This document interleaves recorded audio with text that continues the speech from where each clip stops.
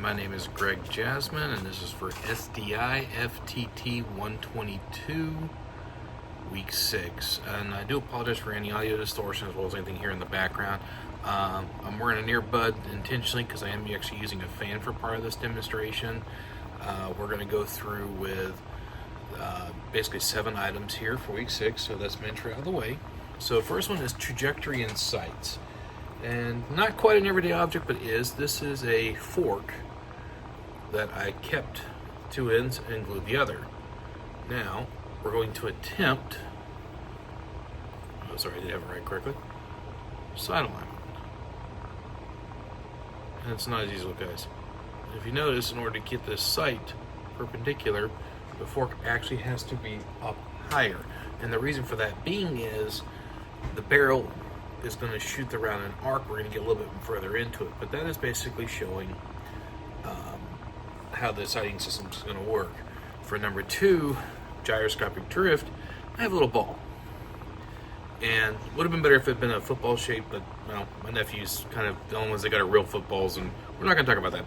So drift has to do with as an object is moving and is spinning, gravity is going to naturally pull in the direction of the spin, generally up and to the right, and then eventually it's going to become unstable. Drag. Well, okay, let's talk about drag. This is a tissue here, and I do apologize. We're going to turn this fan up, and you can see it's now lifted up. It's now pushing its way, especially when you get closer to the fan. That is drag in its principle.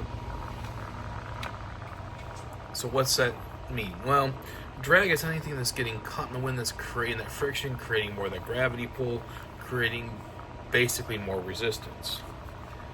So the Magnus effect.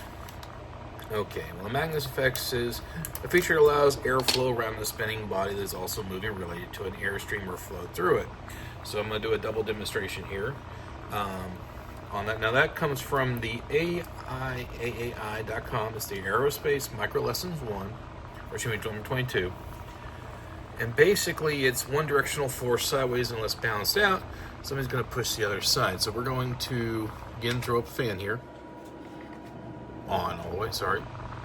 And as you can see, how it spins, it really affects on how that drag factor is. Look at the angles.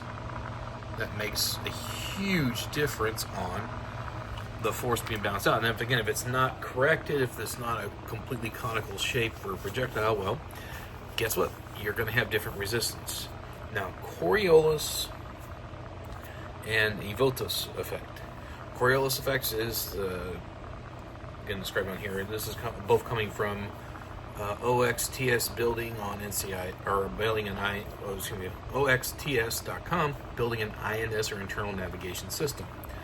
The Coriolis effect is an internal force if an object that moves on a surface that is in rotation, aka the Earth, then the non-rotational frame, and then basically things are going to move from point A to point B, and the Evotus effect is the vertical component of that. So basically, if you're facing due north, depending on, and doesn't matter where we're at or how far, although where it does come is how far does it affect by the projectile. Basically, the object you're looking straight ahead is actually not perfectly straight. It is moving at a distance in time, and the delay is such a microseconds that it's unmeasurable, where other things, well, they are extremely measurable. And where the Evotus effect really comes in is basically you have less gravity affecting something if you're shooting direct eastward versus more gravity shooting just westward. So basically the direction you're shooting, especially from long distance, and I've dealt with this personally, makes a huge difference. And a good tool to show this is a ruler. A standard metal 12-inch ruler. The dot is where you're shooting. The further out you get, if this is true north and you're trying to hit the number 1, well, guess what? Number 1 isn't here, it's here. So it's much further over. And again, if you're shooting directly eastward, let's say we're shooting this east, guess what? Gravity's going to affect it less. You need less of an angle, less of a power through, versus shooting west, but you got to really take that into effect. And again, apologize for the passing vehicles. So, vertical angles, we're going to go back here to our fork. Vertical angles, we've all seen catapults, trebuchets, we've seen the archery games and whatnot. Basically, the angle that you have the barrel go through, well, that depends on how far the bullet travels, but it also does affect the power and performance on that. So that makes a huge difference. That really does. And that's something you have to keep in mind. So basically, the optimum angle for the longest trajectory is 45 degrees. Absolute worst is 90 degrees.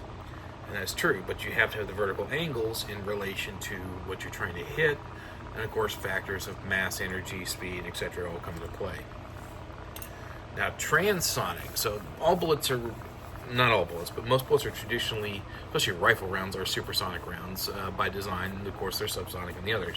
Transonic is exceeding that. It's hitting into the Mach 1.2. It's hitting into the really high on there.